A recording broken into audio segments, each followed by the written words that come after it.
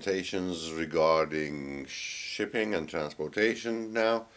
These are last set of documents which you need to be concerned to know what their meanings are and where do you get them, what you do with them.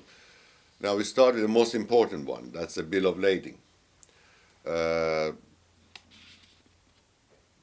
it's a shipping document. The shipper would issue it and gives it to whoever is a copy, obviously, to the consignor, the shipper, the exporter, and obviously further copies would go to other parties so they can claim the goods. Now, the document is signed by the carrier, by the shipping company, and is issued to a consignor, the person who is shipping the goods, as the evidence and receipt of the goods for shipment. I've got an example of it down up on the slide there. Uh,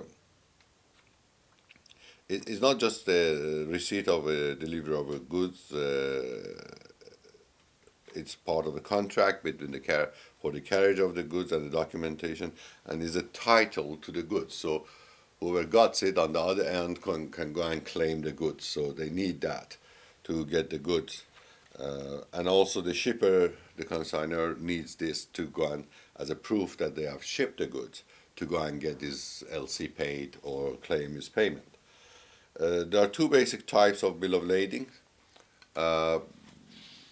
One is a straight bill, which has got a consignor name, and they become the owner of the goods, the title holder of the goods, so they can go and get it. And the straight bill is not negotiable. So if it says Mr. or Mrs. X or company YZ, that person or representative of that company has to go and get the goods or release the good through the customs or the shipper's yard. The other type of it is when it has got an agent's name or is a bearer document. That means whoever holds the document can go and get the document. It's a document. It makes the processing a lot easier because anybody can go and handle. Your agents can go and handle the custom duties and other types of work which is needed down there. So that's the two types of the bill of lading. Now the other type of documents is a way bill. You can have an airway bill or seaway bill. Now airway bill is a contract between your business and the carrier which you're using. Nowadays is e-freight as well. The electronic one is produced, but what it is, it shows that you have shipped this document, this product, and they have moved it from A to the destination. Has got a sender address, receiver address, a simple description of the goods which are moving. The same with the seaway bill is a non-negotiable receipt for the goods loaded aboard the ship. So that's your receipt that the goods have gone on. It is not. The document is not a proof of title. So you can show it as an evidence for a shipper that I shipped the goods with this vessel or plane or a boat, but you cannot go on the other side and collect it. It's not a title deed. Does not create that sort of ownership right.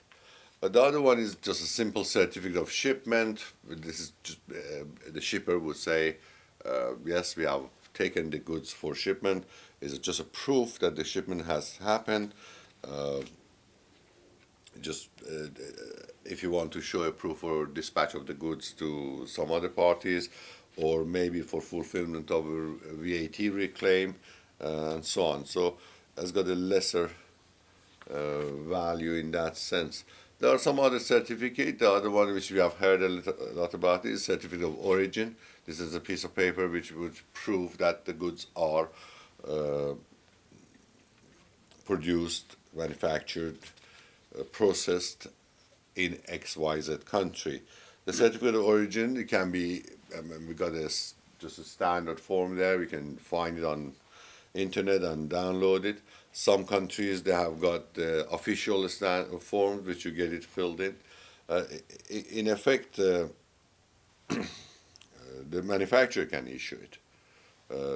The information goes on it. Obviously, the manufacturer may have is a specific code which can put on it, or the government one. And it can be usually the two parties can issue it. The manufacturer can issue it. This is a good. These descriptions produced here, manufactured in, for example, United Kingdom. It can be sort of authorized by Custom and Excise or Chamber of Commerce can stamp it as a proof of further proof that the declaration is right. There are some other type of these kind of certification, the EUR1 and ART. There are the European Union one, which can be used for a shipment of goods as a proof that the goods are manufactured in one country going to another country. You may need it because it may have some exemptions of duties and so on. So a lot is dependent to the two countries which are involved in the trade, the country which your goods are originated, and if there any benefit provided in the custom of the destination country. So you need to show the proof there. And usually certificate of origin is requirement is demanded by the destination.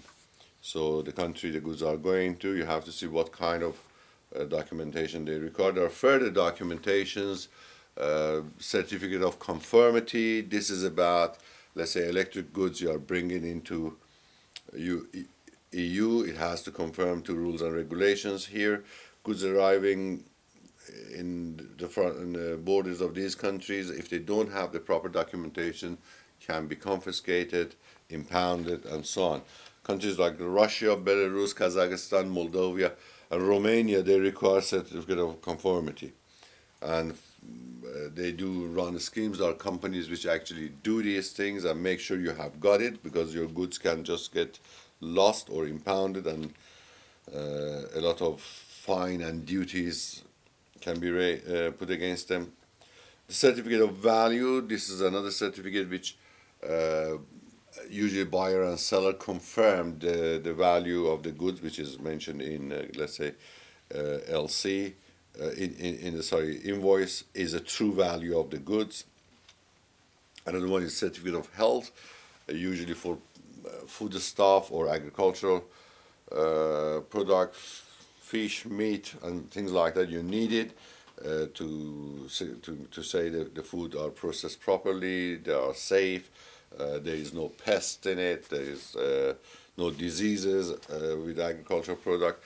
And normally these certificates are issued by Department of Agriculture. You have to always check with the destination countries to see what is exact documentation they want. With most of these goods, is no point to say when I get it to destination I sort it out, because by then there is no inspection can happen in its country of origin. So it has to be sorted out in country of origin. You have to make sure whoever is issuing the certificate that certificate is acceptable in the country of destination.